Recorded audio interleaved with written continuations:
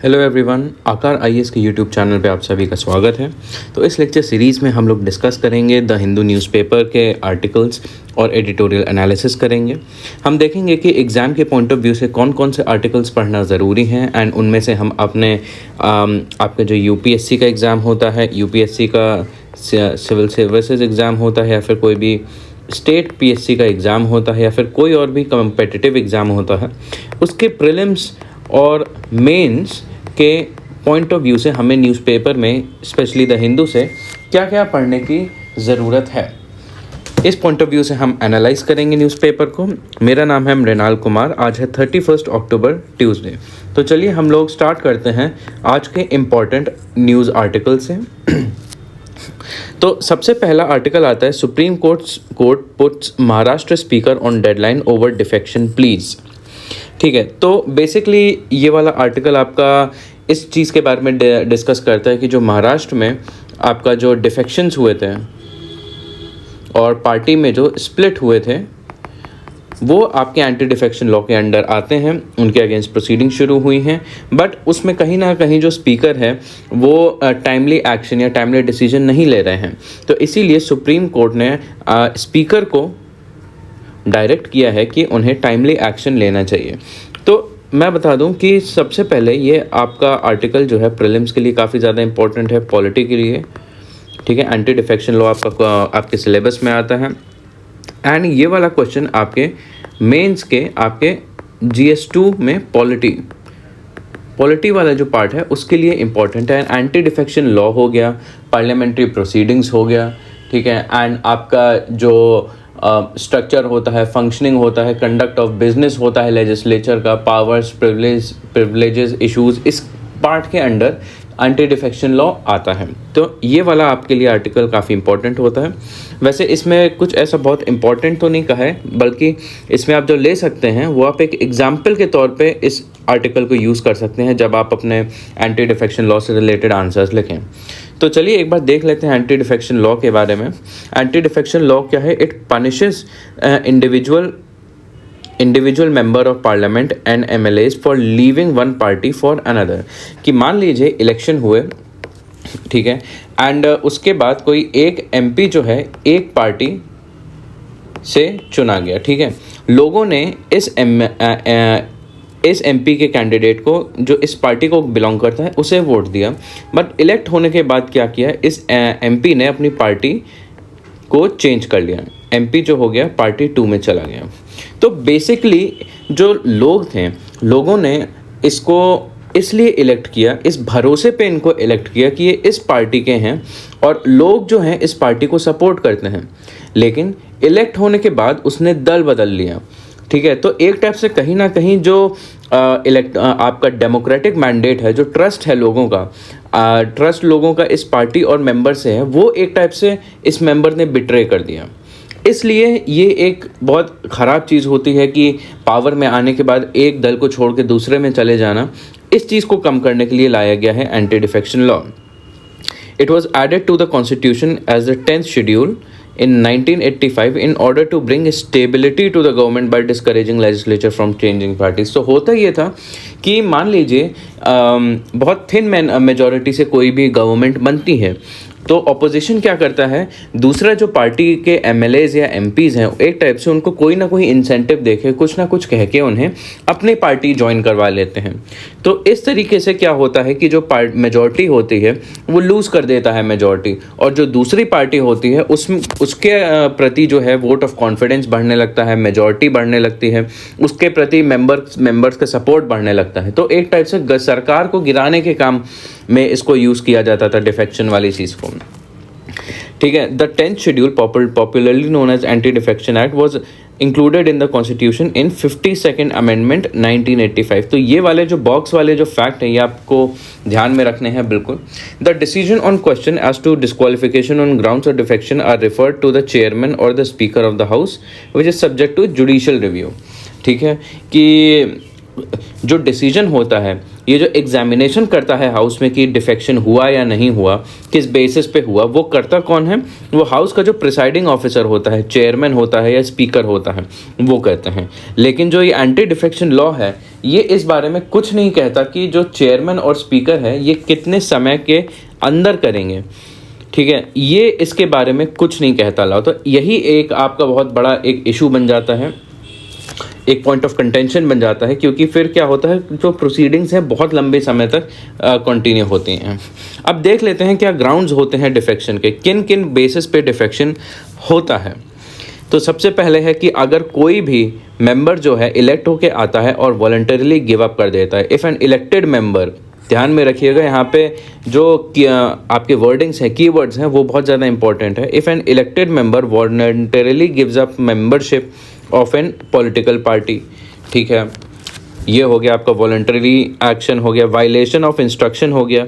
If he votes और abstains from voting in such house contrary to any direction issued by the political party or anyone authorized to do so, ठीक है। अगर कोई भी member जो है, जो पार्टी की विप होता है, विप वो मेंबर होता है जो पार्टी के जो डायरेक्शंस हैं, जो विशेस हैं पार्टी की, वो दूसरे मेंबर्स को कम्युनिकेट करता है एंड इसकी रिस्पॉन्सिबिलिटी होती है कि दूसरे पार्टी का डायरेक्शन माने। तो अगर कोई भी मेंबर है, अगर विप कहता है कि किसी भी रेजोल्यूशन में येस वोट करना है या किसी आर्गुमेंट के प्रति फॉर वोट करना है और कोई भी मेंबर वोट नहीं करता है या फिर वोट अगेंस्ट कर देता है विप के, तो वो डिस्क्वालीफाई हो जाता है। इलेक्टेड मेंबर के लिए क्या है? If an independently elected member joins any political party. तो अगर कोई इलेक्टेड, देखिए दो तरीके के होते हैं। इलेक्टेड होता है एक जो पार्टी के थ्रू इलेक्ट होता है, और एक इंडिपेंडेंटली इलेक्ट होते हैं, और दूसरे तरीके के मेंबर्स होते हैं आपके जो नॉमिनेटेड मेंबर्स होते हैं। तो हमने इसका पढ़ लिया कि कोई पार्टी से आता है, वो अगर अपनी वॉलंटरीली मेंबरशिप गिव अप कर दे या फिर दूसरी पार्टी को ज्वाइन कर दे तो डिस्क्वालिफिकेशन हो जाता है, या फिर इनमें से कोई भी अपनी पार्टी के विशेस के अगेंस्ट वोट करता है तो डिस्क्वालीफाई हो जाता है। अब अगर कोई बिना पार्टी के इलेक्ट होता है, कोई इंडिपेंडेंट कैंडिडेट इलेक्ट होता है और वो कोई पॉलिटिकल पार्टी ज्वाइन कर लेता है तो वो डिस्क्वालीफाई हो जाता है। और जो नॉमिनेटेड मेंबर होता है, लोकसभा और राज्यसभा में नॉमिनेटेड मेंबर जो होते हैं वो जब आते हैं नॉमिनेट होके, वो किसी पार्टी को बिलोंग नहीं करते, उन्हें 6 महीने का टाइम पीरियड दिया जाता है, ठीक है। 6 महीने के टाइम पीरियड के बाद अगर वो कोई भी पॉलिटिकल पार्टी ज्वाइन करते हैं जो नॉमिनेटेड मेंबर्स हैं, तो वो डिस्क्वालीफाई हो जाते हैं। तो ये आपके मेजर ग्राउंड्स हैं डिस्क्वालिफिकेशन के, ठीक है। उसके बाद आते हैं, देखते हैं कि क्या क्या इश्यूज होते हैं एंटी डिफेक्शन लॉ से संबंधित। इश्यूज की अगर बात करें तो सबसे पहले ये है, if a political party merges with another party, its members will not lose their seats but this merger must have the support of at least 2/3 of the members of the party in the house, ठीक है। तो एक type से आपका loophole है। ये कहता है कि अगर एक पार्टी जो है उससे कुछ लोग अलग होके दूसरी पार्टी में ज्वाइन कर लेते हैं एंड उनका 2/3 सपोर्ट होता है, ठीक है, तो उस तरीके से डिस्क्वालीफाई नहीं होंगे, ठीक है। Undermining representative and parliamentary democracy, ये है after enactment of the law MP and MLA has to follow the parties direction blindly and has no freedom to vote in their judgement. जैसा कि हमने बात किया था विप के बारे में कि जैसा विप कहता है, जैसा पार्टी के डायरेक्शन कहते हैं, उसी तरीके से वोट करना पड़ता है। अगर मान लीजिए कोई इंडिविजुअल MLA या MP अपने पार्टी के पॉइंट ऑफ व्यू से या विशेस से एग्री नहीं करता है, उसके कॉन्ट्ररी वोट करना चाहता है, तो भी वो वोट नहीं कर पाएगा।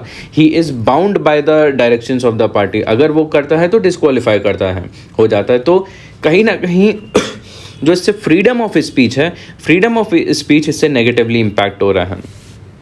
और इससे जो चेन ऑफ अकाउंटेबिलिटी है has been broken by making legislators accountable primary to the political party.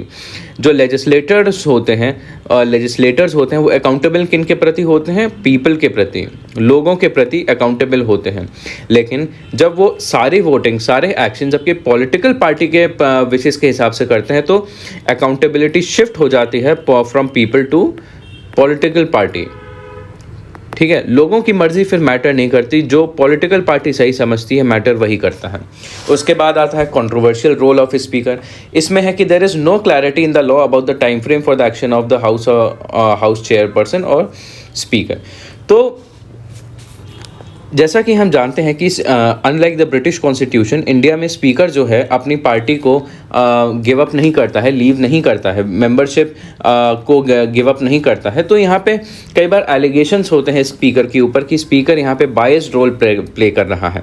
And क्योंकि कोई टाइम फ्रेम नहीं देता है आपका ये वाला लॉ, तो स्पीकर जो होते हैं जल्दी एक्शन नहीं लेते, या फिर बहुत समय बाद, कई बार 6 महीने से लेके ऑलमोस्ट 3 ईयर्स तक का समय ले लेते हैं वर्डिक्ट देने में कि हाँ ये डिफेक्शन होता है या नहीं होता है। बहुत ज़्यादा पॉलिटिसाइजेशन हो जाता है इस पूरे मामले का। तो स्पीकर अगर जल्दी से ये सारे डिसीजंस को ले तो चीज़ें बहुत ज़्यादा क्लियर आउट हो जाती हैं। उसके बाद no recognition of the split. 91st constitutional amendment act में does not recognise split in legislature and instead recognises a merger. ये एक आपका लूप होल है। It only allows wholesale defection and allows but retail defection is not allowed.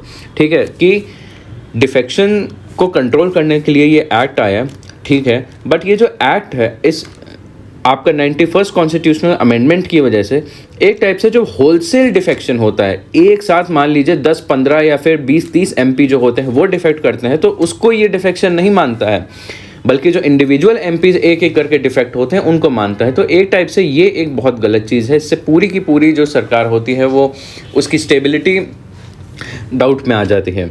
Affects the debate and discussion. The anti defection law has created a democracy of parties and numbers in India rather than democracy of debates and discussion. क्योंकि अब ये हो गया है, अब anti defection law के आने की वजह से अब डिबेट डिस्कशन कम होते हैं, इस चीज़ पे डिफेक्शन ज़्यादा होता है कि हम कैसे मेजॉरिटी बना सकते हैं या फिर किसी दूसरी गवर्नमेंट की मेजॉरिटी गिरा सकते हैं। तो जो मीनिंगफुल डिस्कशंस हैं, जो रेलेवेंट डिस्कशंस हैं, उससे हटके हम लोग इस पॉलिटिक्स एंटी डिफेक्शन लॉ के पॉलिटिसाइजेशन पे ज़्यादा फोकस करना है। It does not make a differentiation between dissent and defection and weaken the parliamentary deliberation. एक तो ये वाला एस्पेक्ट हो गया, दूसरा ये वाला एस्पेक्ट हो गया क्योंकि जो इंडिविजुअल MPs या MLAs हैं उनका जो रोल पार्टी की विशेष के दायरे में ही लिमिटेड है, सीमित है, तो उन्हें उन्हीं के प्रति, उन्हीं के फेवर में ही उन्हें बोलना पड़ता है। तो जब से एंटी डिफेक्शन लॉ आया है, फ्रीडम ऑफ स्पीच कम हो गया है, जो डिबेट एंड डिस्कशन और डिसेंट होता है उसके प्रति बहुत ज़्यादा गिरावट आई है। ये इस लॉ से संबंधित कुछ ना कुछ इंपॉर्टेंट चैलेंजेस हैं। अब ये आपका एक और आर्टिकल आया है, Andhra Pradesh train accident toll rises to 14, signal overshoot is the suspected cause. ठीक है, the death toll in train accident near Kantapalli station है इन विजिंगरम, ठीक है, district of Andhra Pradesh rose to 14। तो ये वाला जो आर्टिकल है आपका इंफ्रास्ट्रक्चर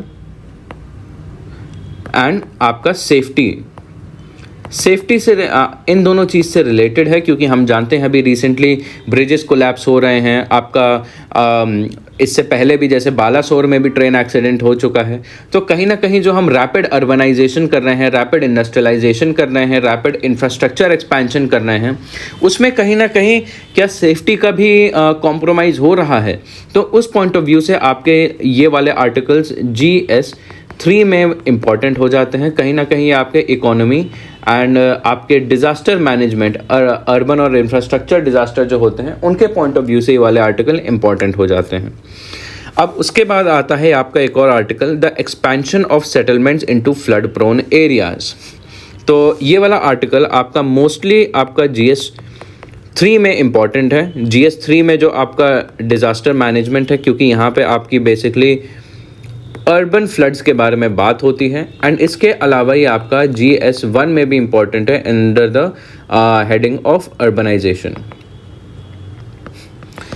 ठीक है, तो बेसिकली ये वाला आर्टिकल ये कहता है कि इंडिया में अर्बनाइजेशन बहुत रैपिडली बढ़ रहा है, कुछ समय में बहुत तेज़ी से बढ़ा है और आने वाले समय में मेजॉरिटी पॉपुलेशन अर्बन एरियाज़ में रहेगी, ये हमें पता है। लेकिन एट व्हाट कॉस्ट? जो एरिया हमें चाहिए अर्बनाइजेशन का, जो एरिया और फैल रहा है सिटीज़ को जैसे सिटीज़ छोटे होते हैं, धीरे धीरे करके अर्बन स्प्रॉल से और बड़े होते हैं सिटीज़ और बाहर की तरफ फैलते हैं, तो जो फ्लड प्लेन्स होते हैं, जो रिवर्स होते हैं, उनके जो फ्लड प्लेन्स होते हैं उनमें इंक्रोच कर लेते हैं सिटीज़, ठीक है, उनमें एंटर करने लगते हैं। और बरसात के समय जब बाढ़ आती है तो एक टाइप से वाटर जो है सिटीज़ को पूरा फ्लड कर देता है। जैसे कि अभी रिसेंटली हमने देखा जो हिमाचल के शहर थे, ठीक है, उसके बाद अभी जो रिसेंटली दिल्ली में फ्लड्स आए थे, ये इसका एक बहुत कॉमन एग्जांपल है अर्बन फ्लड्स का। तो इसके बारे में यहाँ पे बताया गया है, इसके बारे में हम थोड़ा डिटेल में देख लेते हैं।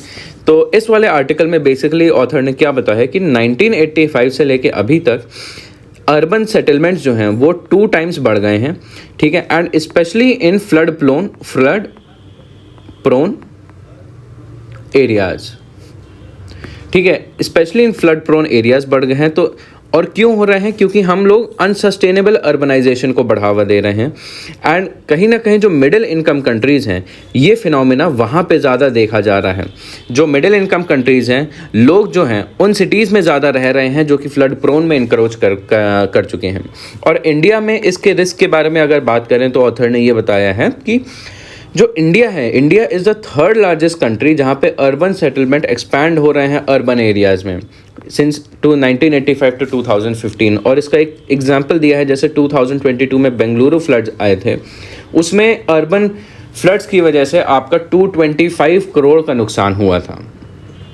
ये चीज़ एक बहुत बड़ी इशू है कि जो हम इंक्रोच कर रहे हैं फ्लड प्लेन में और फिर फ्लड्स हमारे सिटीज़ को नुकसान पहुंचा रहे हैं, तो उससे कहीं ना कहीं बहुत बड़ा एक लाइफ को तो नुकसान होता है, अब उतना ही बड़ा आपके प्रॉपर्टी पे भी नुकसान होता है, फाइनेंशियल एसेट्स और इंफ्रास्ट्रक्चर पे भी बहुत नुकसान होता है, ठीक है।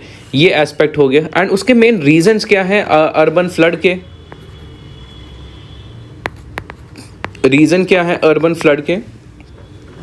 कि सबसे पहली बात, जो अर्बन प्लानिंग होती है उसमें हम टोपोग्राफी का ध्यान नहीं देते।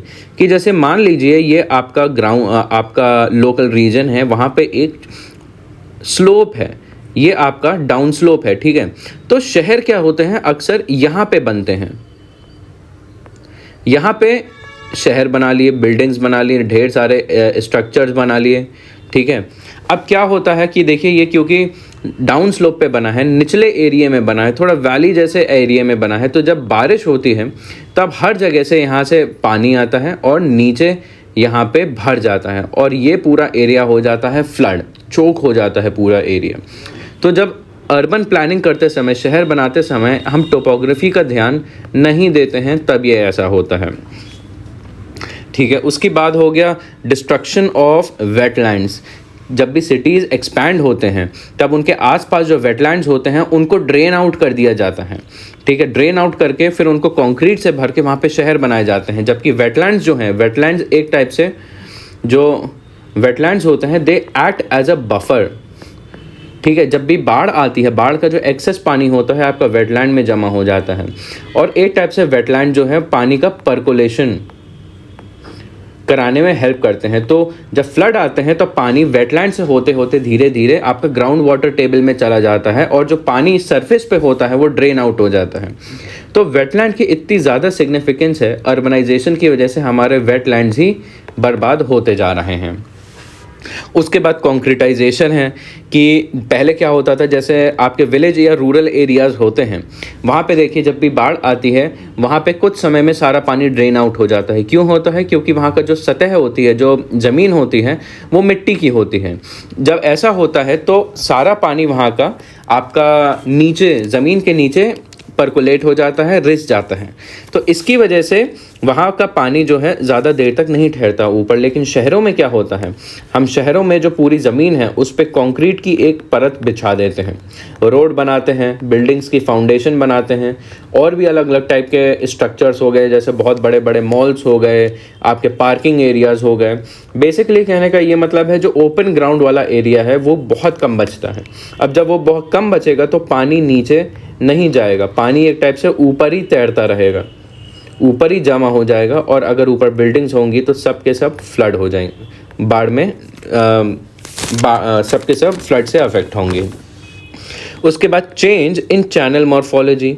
चैनल मॉर्फोलॉजी मतलब जो रिवर का कैरेक्टरिस्टिक है कि रिवर की डेप्थ हो गई, रिवर की विड्थ हो गई, रिवर में कितना पानी फ्लो कर रहा है। एक टाइप से जो अर्बन रिवर्स होती हैं उनका काफ़ी ज़्यादा मॉडिफिकेशन कर दिया जाता है कि जैसे हमने देखा गोमती नदी है, गोमती नदी के अराउंड ही पूरा लखनऊ बसा है, लेकिन अब क्या हुआ, हम लोग गोमती नदी में बहुत ज़्यादा चेंजेस करने लगे हैं, ढेर सारे उससे कैनाल्स निकाल दिए, ठीक है, उसके जो बैंक्स थे उनको कंक्रीट से ढक दिया, ठीक है, काफ़ी सारे आपके डैम वो आपके एम्बैंकमेंट बना दिए अलग अलग जगहों पे, छोटे छोटे डैम्स जैसे वैसे हो गए। तो एक टाइप से जो चैनल का जो रिवर का नेचुरल फ्लो था वो एक टाइप से बहुत नेगेटिवली इम्पैक्ट हुआ है। तो उसकी वजह से क्या होता है, जब एकदम से बाढ़ आती है, जब एकदम से बहुत पानी बरसता है, तब एक टाइप से जो नेचुरल फ्लो होता है वो डिस्टर्ब होने की वजह से बाकी जगहों पे पानी स्पिल हो जाता है। यही चीज़ आपकी यमुना में भी हुई थी जब अभी रिसेंटली दिल्ली में फ्लड आया था। उसके बाद आपका इस वाले रीज़न के बारे में सबसे ज़्यादा ये वाला आर्टिकल डिस्कस करता है कि इनक्रोचमेंट हो जाता है फ्लड प्लेन पे, कि मान लीजिए जैसे ये एक रिवर है, ठीक है, इस रिवर में पूरा पानी बहता है, ठीक है, लेकिन जब बरसात होती है तो ये रिवर भर के इतने एरिए तक आ जाती है। ये वाला जो एरिया होता है ये बरसात के समय बाढ़ से ढका होता है, ठीक है, यहाँ इतने एरिया में बाढ़ आती है और जनरली इतने एरिया में शहर होता है। लेकिन अब बात ये होती है शहर को एक्सपैंड होना पड़ता है, समय समय पे शहर जो है अर्बन स्प्रॉल होता है और अपनी लिमिट के बाहर जाता है, ठीक है, दूसरे एरियाज़ में और एनक्रोच कर लेता है। तो अब यहाँ पे ज़मीन जो है उसकी लिमिटेशन है, तो जाएगा कहाँ पे, इधर आएगा शहर और यहाँ पे एक्सपैंड करेगा। तो देखिए ये जो एरिया है, जो फ्लड प्रोन वाला जो एरिया है वो गर्मी के समय तो सूखा रहता है और सिर्फ बरसात के समय बढ़ता है, ठीक है, भर जाता है। लेकिन अब मान लीजिए अगर यहाँ पे हमने शहर बना दिए ऐसे, इस एरिया पे भी हमने कॉन्क्रीटाइजेशन करके शहर बना दिए, तो अब ये रिवर का जो पानी है ये कहाँ जाएगा, अब ये सिटी के अंदर जाएगा पानी, ठीक है। यहाँ पे इस एरिया में हमने स्लम्स बना लिए या फिर रिवर फ्रंट्स बना लिए या फिर हमने रेजिडेंशियल बिल्डिंग्स बना दी, हाई राइज बिल्डिंग्स बना लिए, मॉल्स बना लिए, तो सारा कंक्रीट से ढक गया और जो रिवर के पास जो बफर एरिया था फ्लड्स का वो बंद हो गया था। अब होएगा क्या, इतने एरिया में आपके फ्लड्स आएंगे। उसके बाद क्या है, स्टॉर्म वाटर ड्रेनेज का मैनेजमेंट का बहुत बड़ा इशू होता है कि देखिए जो सिटी होता है वहाँ पे दो तरीके के ड्रेनेज होते हैं, दो तरीके के नाले होते हैं, एक तो सीवेज वाले होते हैं और एक होते हैं आपके स्टॉर्म वाटर वाले। एक आपके रेगुलर होते हैं कि जितना भी हमारे घर से सीवेज का पानी होता है वो इन नालों में जाता है। इस नाले में जो होता है काफ़ी सारा डर्ट होता है, गार्बेज होता है, तो अक्सर क्या होता है कि ये वाले जो सीवेज वाले हैं ये क्लॉग हो जाते हैं, ये जो हो जाते हैं चोक हो जाते हैं, ठीक है, क्योंकि काफ़ी ज़्यादा वेस्ट जनरेशन होता है, वेस्ट डिस्पोजल सही से नहीं होता है। तो लोग क्या करते हैं कि जो स्टॉर्म वाटर है, स्टॉर्म वाटर वाला जो ड्रेनेज है, इसका काम क्या होता है कि ये सिर्फ बरसात के समय में काम आते हैं। बरसात के समय में जब पानी एक्सेस भर जाता है तब इनको खोला जाता है और सारा पानी बाहर बह जाता है। लेकिन जब सीवेज जो है क्लॉग हो जाता है, सीवेज अच्छे से मैनेज नहीं हो पाता, तो सीवेज को डाइवर्ट करके स्टॉर्म वाटर वाले पाइप से भेज दिया जाता है। अब क्या होता है कि ये भी क्लॉग हो जाता है, ये भी चोक हो जाता है, भर जाता है आपके कूड़े कचरे से। तो जब बाढ़ आती है, जो आपका ज़रिया है जिससे पानी बाहर निकल सके वही आपका क्लॉग्ड है, चोक है, तो आपके फ्लड्स आते हैं। उसके बाद आता है आपका क्लाइमेट चेंज और क्लाउड बर्स्ट, क्योंकि कई बार अब सिटीज़ में जैसे का इश्यूज़ होने लगे हैं क्लाउड बर्स्ट के। क्यों? क्योंकि वहाँ पे अर्बन हीट आइलैंड्स अब डेवलप होने लगे हैं और क्लाइमेट चेंज की वजह से और ज़्यादा गर्मी होने लगी है, तो क्लाइमेट वहाँ का वेदर और ज़्यादा इराटिक हो चुका है। इसकी वजह से भी जब एकदम से बारिश होती है, बहुत ढेर सारी बारिश छोटे से एरिया में होगी, तो वहाँ पे बाढ़ आना निश्चित है, एंड स्पेशली अगर वो किसी शहर में हो। तो इसके सल्यूशंस क्या बताए हैं इस आर्टिकल में बताया है कि सबसे पहले तो हमें एक्सेप्ट करना पड़ेगा और अवेयर होना पड़ेगा कि हाँ, हम जो आजकल शहरों को बना रहे हैं, शहरों को हम विकसित कर रहे हैं, उसमें ये वाली समस्या अब आने लगी है। सबसे पहली बात, अगर अवेयरनेस होगी तो कहीं ना कहीं सॉल्यूशंस को अडेप्ट करने में भी आसानी होगी। उसके बाद adaptation for different types of settlements, अलग अलग टाइप के सेटलमेंट्स और सेटलमेंट्स होते हैं एक ही शहर में, तो हर किसी सेटलमेंट के हिसाब से कुछ ना कुछ सॉल्यूशंस हमें अडेप्ट करना पड़ेगा। Scientific mapping of flood prone area, जितना भी एरिया में अब एनक्रोचमेंट होने लगा है उसको मैपिंग करना है कि कहाँ कहाँ सबसे ज़्यादा वल्नरेबिलिटी है, कहाँ कहाँ सबसे ज़्यादा एक्शन की ज़रूरत है। उसके बाद फ्लड रेजिलिएंट हाउसिंग, कि ऐसे घर बनाएं कि अगर बाढ़ आ भी जाए तो उन पे ज़्यादा फ़र्क ना पड़े। ठीक है, एग्जाम्पल दिया है यहाँ पे, ये एग्जाम्पल आप बिल्कुल कहीं नोट कर सकते हैं और इसको कोट कर सकते हैं अपने आंसर्स में, या फिर इस एग्जाम्पल को आप एक केस स्टडी की तरह भी यूज़ कर सकते हैं। क्या है कि जो स्टिल्ट हाउसेस होते हैं, स्टिल्ट हाउसेस क्या होते हैं, ये फ्लोटिंग हाउसेस होते हैं, नदियों पे जो फ्लोट करके बनाए जाते हैं हाउस, उनमें लोग रहते हैं। और जो आपके मिशिंग और मियाँ कम्युनिटीज़ हैं आपकी आसाम में, वो ब्रह्मपुत्र नदी पे ऐसे घर बना के रहते हैं। तो जब भी हमें ये फैक्ट पता है कि ब्रह्मपुत्र बेसिन में काफ़ी ज़्यादा फ्लड्स आते हैं, तो ये देखिए जो वहाँ की लोकल कम्युनिटीज़ हैं वो इस तरीके से अडेप्ट करती हैं, वो पानी के ऊपर ही अब घर बना के रहने लगी हैं। तो जब भी बाढ़ आती है तो एक टाइप से उनको बहुत कम नुकसान होता है, बस उनके घर का जो स्तर है वो और ज़्यादा बढ़ जाता है। उसके बाद आपका आर्टिकल आता है easing the transport of cargo bye railways. तो यहाँ पे जो फ्रेट ट्रांसपोर्ट है उसके बारे में यहाँ पे बात हो रही है। ये वाला आर्टिकल आपका मेनली GS3 में इकोनॉमी एंड इंफ्रास्ट्रक्चर के पॉइंट ऑफ व्यू से इम्पोर्टेंट है, और स्पेशली जो आपके रेलवेज़ में जो रिफॉर्म्स होने की ज़रूरत है उसके लिए ये वाला आर्टिकल काफ़ी इम्पोर्टेंट है। ठीक है, आपका रेलवे हो गया, आपका लॉजिस्टिक्स हो गया, ठीक है, आपका इंफ्रास्ट्रक्चर हो गया और इन्वेस्टमेंट हो गया। इस पॉइंट ऑफ व्यू से आपको ये वाला आर्टिकल पढ़ना है। तो बेसिकली कहना क्या चाह रहा है ये आर्टिकल कि हमें आजकल के समय में रेलवेज़ में आपको फ्राइट एंड कार्गो इसको बढ़ावा देने की आज के समय में बहुत ज़्यादा ज़रूरत है। ठीक है, इससे रिलेटेड क्या क्या इश्यूज़ आते हैं और क्या क्या सल्यूशन हो सकते हैं कार्गो को और ज़्यादा बढ़ाने के लिए रेलवे में, उसके बारे में इस आर्टिकल में डिस्कशन किया है। तो सबसे पहली बात बताई है कि जब हम रेलवे के माध्यम से हम बल्क कार्गो को ट्रांसफ़र करते हैं वो सबसे ज़्यादा सस्ता पड़ता है हमें। ठीक है, सबसे पहली बात तो उसका पैसा कम पड़ता है। ठीक है, उसके बाद ग्रीन मोबिलिटी भी इससे बढ़ती है क्योंकि ये ज़्यादा एफिशिएंट होता है, ज़्यादा सामान कम हम लोग एक टाइप से कम कॉस्ट में और कम फ्यूल शॉर्टेजेस में हम लोग एक जगह से दूसरी जगह पे हम ले जा सकते हैं। ठीक है, ये चीज़ हो गई, इसलिए ये एक टाइप से बहुत बेनिफिशियल स्टेप हुआ।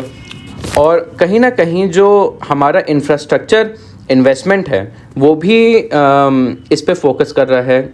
जैसे आपका PM गति शक्ति है, ठीक है, और आपका नेशनल लॉजिस्टिक पॉलिसी है। जो आपका PM गति शक्ति है वो आपका मल्टीमोडल ट्रांसपोर्ट पे फोकस करता है, और जो आपका नेशनल लॉजिस्टिक्स पॉलिसी है ये टेक्नोलॉजिकल और IT इंटीग्रेशन में फोकस करता है। लेकिन आज के समय में जो फोकस चल रहा है इंफ्रास्ट्रक्चर इन्वेस्टमेंट में, उसमें कहीं ना कहीं आपका बल्क कार्गो का एस्पेक्ट मिसिंग है। ये यहाँ पे एक इशू बताया है ऑथर ने। उसके बाद एफर्ट्स अभी तक क्या क्या किए गए हैं अपना रेलवेज़ में कार्गो को बढ़ाने के लिए। ठीक है, सबसे पहली बात जो रूल्स होते हैं आपके लोडिंग और अनलोडिंग के अलग अलग जगहों से उन्हें रिलैक्स कर दिया गया है। ठीक है, प्राइवेट फ्रेट टर्मिनल्स को और बढ़ावा दिया गया है। जो उसके अलावा अलग से आपके गति शक्ति टर्मिनल्स बढ़ाए गए हैं। ठीक है, इंडियन रेलवे जो है जो प्राइवेट पार्टनर्स होते हैं आपके प्राइवेट फ्राइट ऑपरेटर्स होते हैं उनके साथ पार्टनरशिप कर रहा है, और इससे क्या होगा कहीं ना कहीं आपके बल्क कार्गो में इन्वेस्टमेंट और बढ़ेगा। ये चीज़ हो गई। अब इश्यूज़ कहाँ कहाँ पे आते हैं। सबसे पहले इंडियन रेलवेज़ का जो बल्क कार्गो है उसमें शेयर काफ़ी ज़्यादा कम है। सबसे ज़्यादा बल्क कार्गो जो है आज के समय में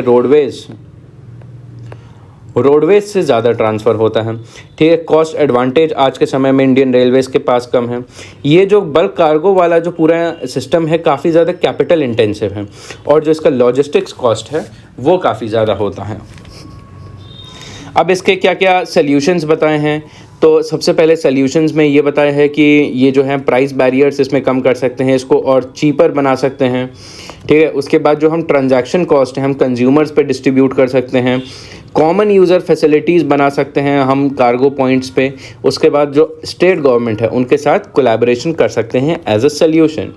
ये वाला सल्यूशन आप एज इट इज़ आप अपने आंसर्स में लिख सकते हैं। प्रॉब्लम्स एंड सल्यूशन जब आपको रेलवेज़ की बात करें या फिर बल्क कार्गो की या फ्रेट ट्रांसपोर्ट की अगर बात करें तो अब यहाँ पे इन्वायरमेंटल इश्यूज़ क्या क्या आते हैं आपके बल्क कार्गो में, कि सबसे पहले जो फ्लाई ऐश का यूटिलाइजेशन है आज के समय में रेलवेज़ जो है बहुत कम करता है। ठीक है, जो रेलवे के वैगन्स होते हैं उनका जो एनर्जी एफिशिएंसी वाला एस्पेक्ट है वो बहुत पुअर है, उसको इम्प्रूव करने की ज़रूरत है। अब जो इन्वायरमेंटल क्लियरेंस की ज़रूरत पड़ती है आपके कार्गो को लोड और अनलोड करने में, उसमें रेलवे की क्लियरेंस, इन्वायरमेंटल क्लियरेंस ज़्यादा होती हैं और रेलवे में ही इन्वायरमेंटल क्लियरेंस की ज़रूरत पड़ती है। तो यहाँ पे कहीं ना कहीं रेगुलेटरी इश्यूज़ आने लगते हैं, जबकि जो रोड ट्रांसपोर्ट है वहाँ पे ऐसा कोई क्लियरेंस या पेपर वर्क या डॉक्यूमेंटेशन की ज़रूरत होती है कहीं ना कहीं, इसलिए लोग रोडवेज़ को ज़्यादा प्रेफर करते हैं क्योंकि यहाँ पे पेपर वर्क कम होता है। तो ये कुछ चीज़ें डिस्कस करी हैं इस आर्टिकल में अबाउट कार्गो बाय रेलवेज़, कि यहाँ पे क्या क्या इश्यूज़ हैं, क्या क्या सल्यूशन हैं और क्या क्या अभी प्रोग्राम्स लॉन्च किए हैं यहाँ इस चीज़ को लेके। तो ये हो गया आपका ये वाला आर्टिकल। अब आते हैं हम लोग एडिटोरियल एनालिसिस पे। ठीक है, तो सबसे पहले जो एडिटोरियल है that is Israel Palestine conflict is at bend point. ठीक है, तो यहाँ पे देखते हैं, ये थोड़ा लंबा आर्टिकल है एंड इसको थोड़ा ध्यान से देखने की ज़रूरत है। तो आप स्टेप बाय स्टेप देखते हैं कि यहाँ पे, और इसको ब्रेक डाउन करते हैं, देखते हैं ऑथर ने इसको लेके क्या बात करी है। सबसे पहली बात तो मैं इसकी रेलेवेंस बता दूँ। देखिए, कोई भी ऐसी ग्लोबल कॉन्फ्लिक्ट होती है, अगर हम प्री के पॉइंट ऑफ व्यू से देखें तो उसका जो जोग्राफिकल एस्पेक्ट होता है, ठीक है, geographical aspect specially on basis of map, उस रीजन का मैप बहुत इंपॉर्टेंट हो जाता है आपके प्रीलिम्स के लिए, क्योंकि हम जानते हैं कि रशिया यूक्रेन वॉर चल रहा था एंड अभी recently UPSC civil services examination के प्रीलिम्स में क्वेश्चन आया था कि यूक्रेन को बॉर्डर कौन कौन सी कंट्रीज़ करती हैं। इस तरीके से देखिए, ये भी एक कॉन्फ्लिक्ट है और इस एरिया में भी आपको मैपिंग की ज़रूरत है। उसके बाद अगर मेंस की बात करें, मेंस में ये पूरा का पूरा आपका GS2 के इंटरनेशनल रिलेशंस के पॉइंट ऑफ व्यू से काफ़ी ज़्यादा इम्पॉर्टेंट हो जाता है। ठीक है, कि इसमें जो आपका टॉपिक है कि effect of policies and politics of developed and developing countries on India हो गया। ठीक है, उसके बाद जैसे यहाँ पे यूनाइटेड नेशंस का काफ़ी चल रहा है, तो आपका इम्पॉर्टेंट इंटरनेशनल इंस्टीट्यूशंस, एजेंसीज़ हो गया। तो इस पॉइंट ऑफ व्यू से आपको इंटरनेशनल रिलेशन के आर्टिकल के पॉइंट ऑफ व्यू से इसको पढ़ना है। अब बात करते हैं कि यहाँ पे ऑथर क्या क्या चीज़ें डिस्कस करते हैं अबाउट दिस वन। तो कहीं ना कहीं अगर मैं ब्रीफली बता दूं तो ये ऑथर ये कहता है कि देखिए, जो हमास ने इज़राइल पे अटैक किया that was a purely terror attack and वो चीज़ बिल्कुल गलत है। लेकिन अब आज के समय में जो इज़राइल है वो पैलेस्टीनियंस पे जो अटैक कर रहा है, जिस लेवल का अटैक कर रहा है, कितने सारे लोगों को मार रहा है और उनमें से 40% बच्चे जो हैं उनकी डेथ हो रही है, ये कहीं ना कहीं ये चीज़ गलत है कि हमें क्रिटिसाइज़ करना चाहिए हमास को क्योंकि उसने गलत किया है, बट कहीं ना कहीं हमें ये चीज़ इग्नोर नहीं करना चाहिए कि कहीं ना कहीं इज़राइल भी इस चीज़ को बहुत ज़्यादा आगे ले जा रहा है और बहुत ज़्यादा डेथ डिस्ट्रक्शन कॉज कर रहा है। और इसी में क्या इंडिया का रोल है और क्या क्या इंडिया का पर्सपेक्टिव हो सकता है, उसके बारे में यहाँ पे बात करी है। तो देखते हैं। तो सबसे पहले बताया है कि जो हमास ने इज़राइल पे अटैक किया था, काफ़ी अक्टूबर 7 को अटैक किया था, यहाँ पे एक टेरर अटैक किया था। एक टाइप से इसको किसी भी हम आर्गूमेंट से जस्टिफाई नहीं कर सकते हैं, कुछ भी नहीं कह सकते हम कि ये टेरर अटैक नहीं था या फिर अदरवाइज़। हर किसी आर्गूमेंट के हिसाब से ये चीज़ गलत थी। लेकिन एक और एस्पेक्ट आता है कि हमें हमास और पैलेस्टीनियंस इसको कनेक्ट करके बिल्कुल नहीं देखना चाहिए, क्योंकि पैलेस्टीनियंस का जो एक कॉज है against the occupation of Israel is still justified. कि जो पैलेस्टीनियंस हैं उनका हमेशा से डिमांड कर रही है एक आपके 2 स्टेट सल्यूशन की, ठीक है, एक इंडिपेंडेंट लैंड की, एंड जो फोर्सफुली ऑक्यूपाई कर रखा था शुरुआत से इज़राइल ने, उसके अगेंस्ट जो वॉइस वो उठा रहे हैं वो अभी तक जस्टिफाइड हम उसको कह सकते हैं। और अभी कुछ समय पहले UNSC सिक्योरिटी काउंसिल में रेजोल्यूशंस लाई गई थी 242 और 238। ये था कि इस जगह को लैंड फॉर पीस के तौर पे यूज़ करना चाहिए और Israel should withdraw from the West Bank, Gaza and East Jerusalem to support peace. ठीक है, वैसे ये चीज़ आप ध्यान में रखिएगा, ऐसे जो यूनाइटेड स्टेट्स के सिक्योरिटी काउंसिल के रेजोल्यूशन होते हैं, जैसे टेररिज्म के ऊपर रेजोल्यूशन हो गए, तो अलग अलग टाइप के नंबर्स होते हैं रेजोल्यूशन के, जो कि आपके प्रीलिम्स में पूछ लिए जा सकते हैं कि आपको एक रेजोल्यूशन दे दी होगी, एक नंबर दे दिया होगा, पूछा होगा ये किस चीज़ को परटेन करता है, तो आपको बताना होगा। उसके बाद बात करते हैं कि चार्टर ऑफ हमास, जो कि आप 2007 में हमास ने अपना चार्टर निकाला था, उसमें भी हमास ने बोला था कि हमास पीस एक्सेप्ट करता है और जो 2 स्टेट सल्यूशन है जो 1967 के बॉर्डर एग्रीमेंट के बाद एग्री किया गया था के बेसिस पे था, उसको हमास जो है सपोर्ट करता है। तो कहने का मतलब ये है कि चाहे जितनी भी कॉन्फ्लिक्ट हो जाए इजराइल और हमास के बीच में या पैलेस्टीन के बीच में, अगर हम कोई ना कोई एक पॉजिटिव सल्यूशन चाहते हैं, वो इकलौता एक ही सल्यूशन है, क्या? 2 स्टेट सल्यूशन, कि पैलेस्टीन्स को रहने की अपनी जगह दी जाए और इजराइल को रहने के लिए एक अपना स्टेट दिया जाए। ठीक है, जब ये होगा तभी इस कॉन्फ्लिक्ट में कुछ ना कुछ प्रोग्रेस आ पाएगा। तो अगली बात कही है कि हाँ, Israel has the right to defend itself, और हमास को चैलेंज करने का पूरा राइट है इजराइल के पास कि इजराइल पे अगर टेरर अटैक होता है तो रिटेलिएट बिल्कुल करना चाहिए इजराइल को। लेकिन इजराइल कैसे जस्टिफाई कर सकता है कि अभी तक उसने अक्टूबर 7 से लेकर अभी तक 8,000 पैलेस्टीनियन सिविलियंस को मार गिराया है और उसमें से 40% छोटे छोटे बच्चे हैं। ठीक है, तो आप सोच सकते हैं किस लेवल का वायलेंस वहाँ पे चल रहा है। इस चीज़ को इजराइल कैसे जस्टिफाई करेगा? अब हम यहाँ पे अलग अलग स्टेक होल्डर्स के बारे में बात करते हैं कि जैसे वेस्ट हो गया, आपका वेस्ट एशिया हो गया, और आपका इंडिया हो गया, आपका खुद इजराइल हो गया। ठीक है, इस बारे में अगर हम बात करें तो वेस्ट का क्या रोल है यहाँ पे? वेस्ट ने कहीं ना कहीं डीह्यूमनाइज कर दिया है। ठीक है, इस पूरे नैरेटिव में कहीं ना कहीं इंसानियत को और डिस्टेंस पे कर दिया है। ठीक है, अगर यूएस के हिसाब से देखें तो यूएस जो है, जो 2.2 मिलियन पैलेस्टीनियंस हैं, जो वहाँ के आम नागरिक हैं गाज़ा में, उनको हमास से इक्वेट करता है। यूएस वेस्ट कहता है कि जो हमास है और जो ये आपके इनोसेंट नागरिक हैं 2.2 मिलियन पैलेस्टीनियंस हैं, वो दोनों एक ही हैं। वो चाहते हैं लोग देखें कि Palestinians in Gaza is equal to Hamas. तो ठीक है, तो अब अगर हाँ, उनके हिसाब से जो पैलेस्टीनियन स्टेटहुड के अगेंस्ट फाइट है वो एक टाइप से हमास के अगेंस्ट फाइट बन जाती है, जबकि ये दोनों अलग अलग चीज़ हैं। ये एक टाइप से एक पॉलिटिकल फाइट है और ये एक टाइप से टेरर फाइट है। ठीक है, ये एक टाइप से और ज़्यादा कॉम्प्लेक्स इशू है, एंड कहीं ना कहीं इसमें जो पैलेस्टीनियंस हैं उनके राइट्स इन्वॉल्व होते हैं, लेकिन जो हमास है ये टेररिस्ट मेथडोलॉजी को यूज़ करके अपना ऑब्जेक्टिव फुलफिल कर रहा है।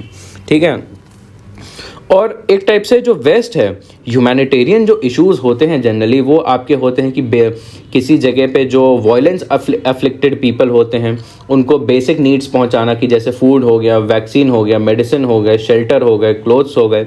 ठीक है, एंड कहीं ना कहीं वायलेंस को रोकना एक टाइप से ह्यूमैनिटेरियन इशू होता है। लेकिन जो वेस्ट है उसने ह्यूमैनिटेरियन इशू को अलग ही तरीके से लेबल कर दिया है। वेस्ट कहता है कि जो थाउजेंड्स के स्तर पे और जो मास किलिंग्स हो रही हैं, जो मास डिस्प्लेसमेंट हो रहा है, that is actually a humanitarian issue. Humanitarian issue को सिर्फ इजराइल के पर्सपेक्टिव से ही देखा जा रहा है।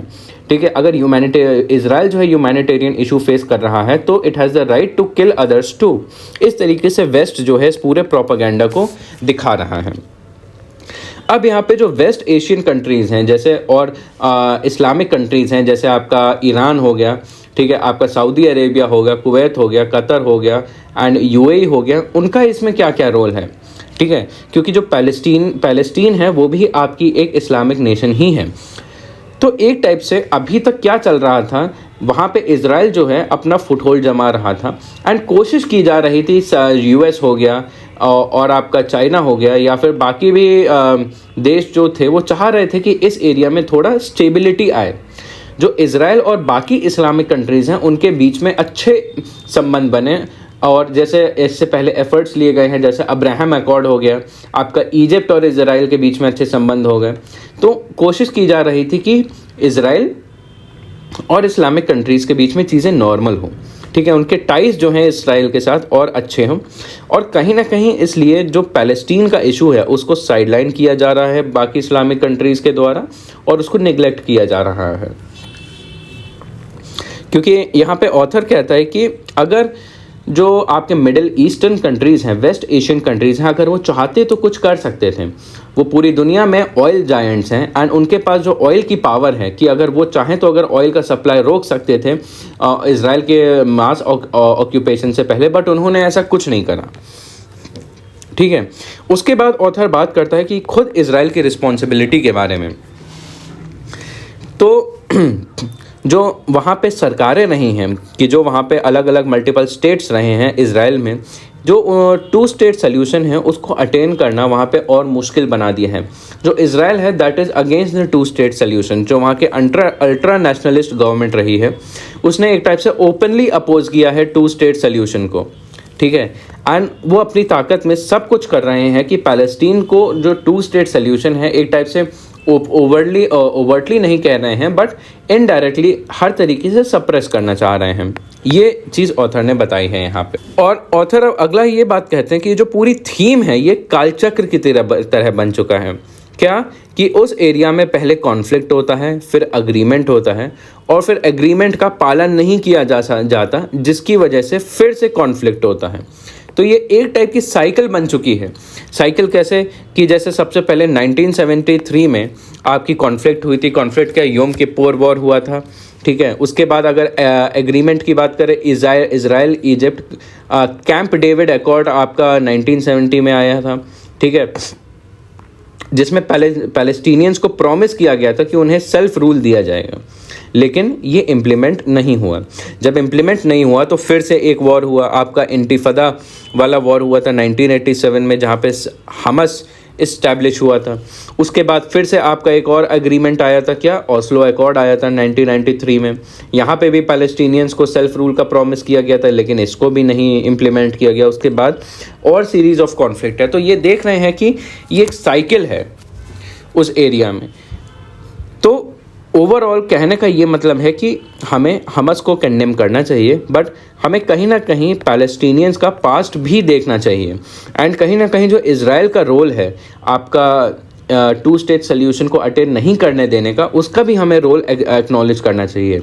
अगर हम एक्नॉलेज नहीं करेंगे तो ये जो साइकिल है आपके कॉन्फ्लिक्ट एग्रीमेंट नॉन इम्प्लीमेंटेशन की, वो साइकिल कंटिन्यू होती रहेगी एंड तब तक कंटिन्यू होती रहेगी जब तक कोई ना कोई टैंजिबल बेनिफिट हमें नहीं दिखता है। अब उसके बाद बात करी है अगले स्टेक होल्डर की कि इंडिया का क्या स्टैंड रहा है। इंडिया ने हमेशा से 2 स्टेट सल्यूशन को सपोर्ट किया है, ठीक है, हमेशा से, क्योंकि इंडिया जो है टेररिज्म के एक्ट्स को हमेशा से अपोज करता आ रहा है। और इंडिया जो है कहीं ना कहीं वेस्ट एशियन ओपिनियन को भी सपोर्ट करता है। इंडिया मानता है कि वेस्ट एशिया और इज़राइल के बीच में चीज़ें जो है नॉर्मलाइज होने चाहिए। इसका क्या एग्जाम्पल दिखता है, I2U2 है, जिसको पॉपुलरली वेस्ट एशिया क्वाड भी कहा जाता है। उसके बाद है though not directly involve, it would later impact us. तो इंडिया जो है अभी इस कॉन्फ्लिक्ट में, इस पूरे नैरेटिव में कहीं भी डायरेक्टली इन्वॉल्व नहीं है, बट इंडिया के जो और नेशंस हैं जैसे यूनाइटेड स्टेट्स हो गया, ठीक है, और जैसे मिडिल ईस्टर्न कंट्रीज़ हो गई, इज़राइल हो गया, तो कहीं ना कहीं आगे चल के अगर हम स्टैंड नहीं लेते हैं तो ये हमें भी इम्पैक्ट कर सकता है। तो इंडिया को अभी स्टैंड लेना चाहिए, टेररिज्म के खिलाफ लेना चाहिए, और जो हमस में जो ट्रेजेडी आजकल अनफोल्ड हो रही है उसके अगेंस्ट स्टैंड लेना चाहिए। तो ये है पूरा आर्टिकल, ये काफ़ी सारे इंसाइट्स देता है। एंड उसके बाद हम लोग देखते हैं अगला आर्टिकल। अगला आर्टिकल बेसिकली आपका है कि जो कोविड-19 के दौरान जो आपकी मोर्टैलिटी या फिर कितने लोगों की मृत्यु हुई थी, कितने लोगों की डेथ हुई थी, कितने लोग मरे थे कोविड-19 के समय में, उसका बेसिकली क्या एग्जैक्ट ओवरऑल एस्टिमेट है, इसको पता लगाने के बारे में ये पूरा आर्टिकल है, ठीक है, कि कोविड-19 death toll in India getting it right, कि असल में कितने लोगों को कोविड-19 नेगेटिवली इम्पैक्ट किया था और कितने लोगों की डेथ हुई थी एक्चुअली में। तो कोविड-19 की सबसे पहली बात करी है कि ह्यूज मोर्टेलिटी हुई थी, बट हमें जानने का एक तरीका चाहिए, नीड टू मेजर, हमें नापना है कि भाई कितना हुआ।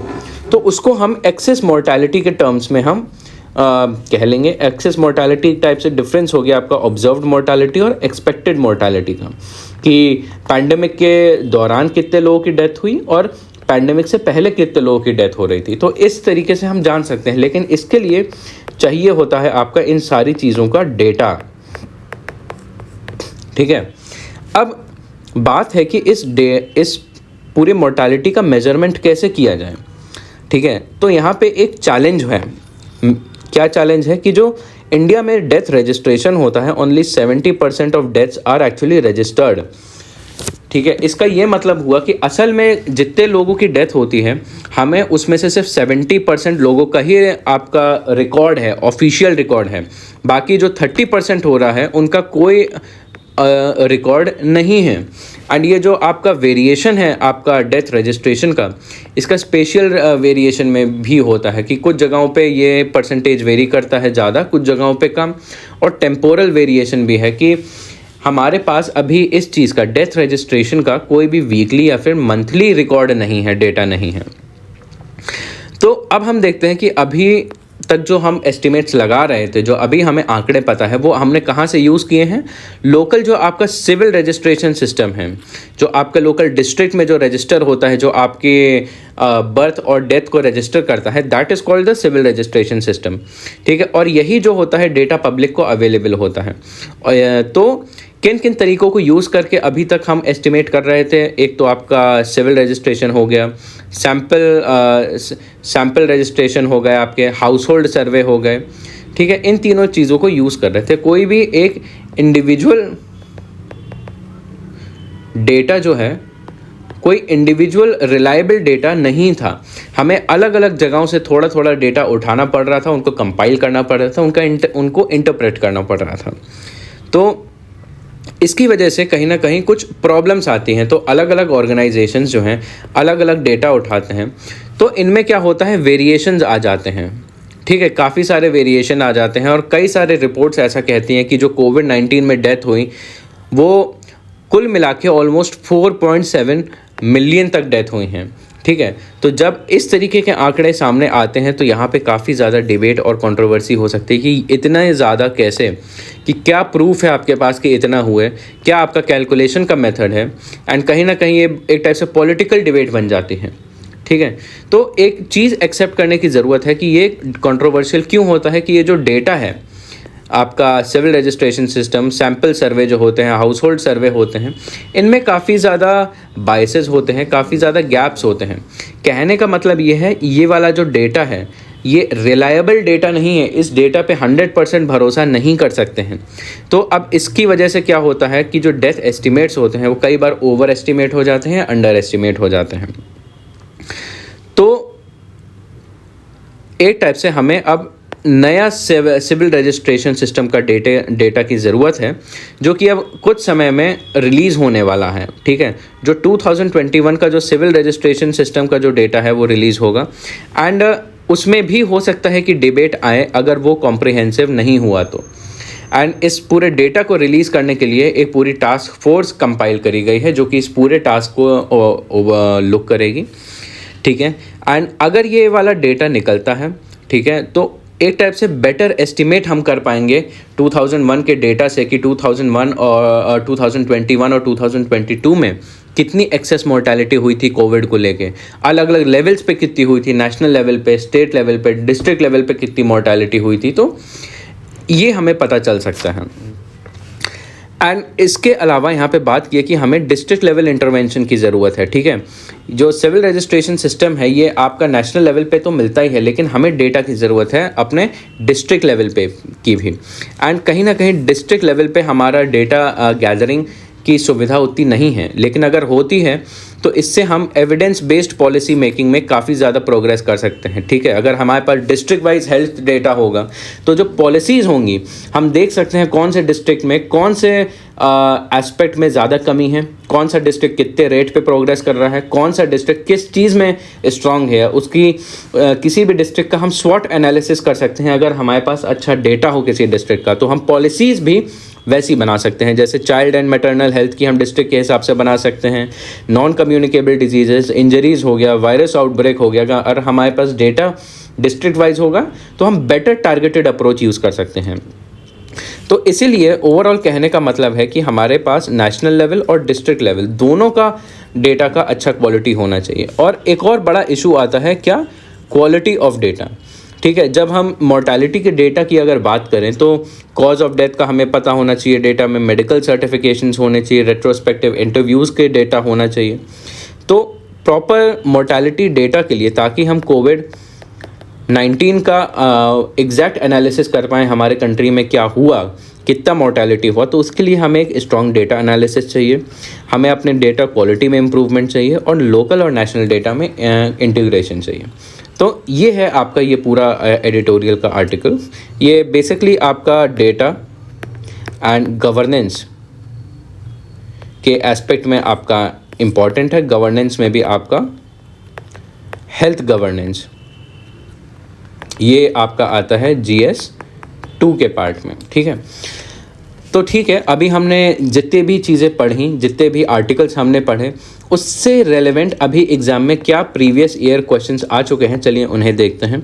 मैं आपको 4 क्वेश्चंस दिखाऊंगा, आपको हर क्वेश्चन को पॉज करना है, आपको रीड करना है और कमेंट बॉक्स में उनको आपको आंसर करना है। ठीक है, तो ये सारे के जो क्वेश्चंस हैं आपके UPSC के सिविल सर्विसेज एग्ज़ाम में प्रीलिम्स में आ चुके हैं, तो ट्राई टू अटेम्प्ट देम। ये हो गया आपका सबसे पहला क्वेश्चन।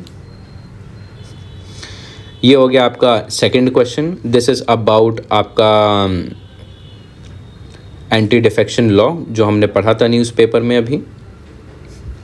ये है आपका क्वेश्चन नंबर 3 जो यूनाइटेड नेशन जनरल असेंबली के बारे में है, क्योंकि अभी वोटिंग रेजोल्यूशन अभी शुरू हुआ था यूनाइटेड नेशन में about Israel Palestine cease fire, उस पॉइंट ऑफ व्यू से इम्पॉर्टेंट हो जाता है। तो देखिए इस तरीके से आपके इश्यूज़ पे क्वेश्चंस बनते हैं, इस तरीके से आपको इश्यूज़ को पढ़ना पड़ता है क्योंकि क्वेश्चंस उनके ऊपर ऐसे आते हैं। So try to answer this in the comment box. And अगला हो गया आपका एक मेंस का क्वेश्चन, ये भी आपका प्रीवियस ईयर क्वेश्चन में आ चुका है, आपका GS3 में डिजास्टर मैनेजमेंट के अंडर आ चुका है। क्वेश्चन क्या है, the frequency of urban floods due to high intensity of rainfall is increasing over the years, discussing the risk for the urban floods, highlight the mechanism for preparedness. तो ये हम पूरा अभी इस पूरे आर्टिकल में डिस्कस कर चुके हैं। So try to answer this in 250 words for 15 marks. So that was all for today. अगर आपको कोई भी इशू है, कोई भी डाउट है, क्वेश्चन है, आप डायरेक्टली पूछ सकते हैं कमेंट बॉक्स में, उसका आपको आंसर मिल जाएगा। And that was all for today, thank you so much.